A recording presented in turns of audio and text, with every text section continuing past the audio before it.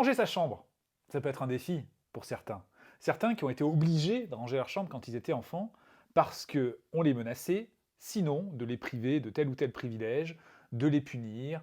Bref, c'est par le forcing, c'est par l'exigence d'obéissance qu'ils ont fini par ranger leur chambre, mais même pas comme ils auraient aimé la ranger, mais comme une autorité leur exigeait de ranger. Et c'est la différence entre la discipline, quelqu'un qui va exiger quelque chose de ta part et peut-être même te récompenser ou te punir pour le faire, et l'autodiscipline qui vient se nourrir du besoin que l'on a et d'une motivation interne pour justement ranger. Pour quelle raison range-t-on une chambre?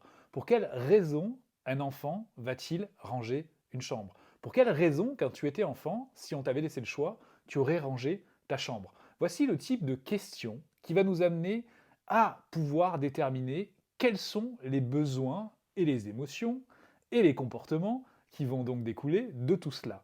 Et c'est ce pourquoi, cette curiosité, qui va permettre de faire un pas vers notre enfant, un pas vers cette compréhension et cette connexion.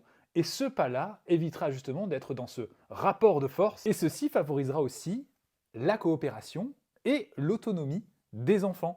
Et c'est ça finalement le but, c'est qu'un enfant puisse ranger parce que cela a du sens pour lui et que ça répond à certains de ses besoins. Et toi d'ailleurs, est-ce que tu lui exprimes tes besoins sans l'accuser quand tu as besoin qu'une pièce soit rangée?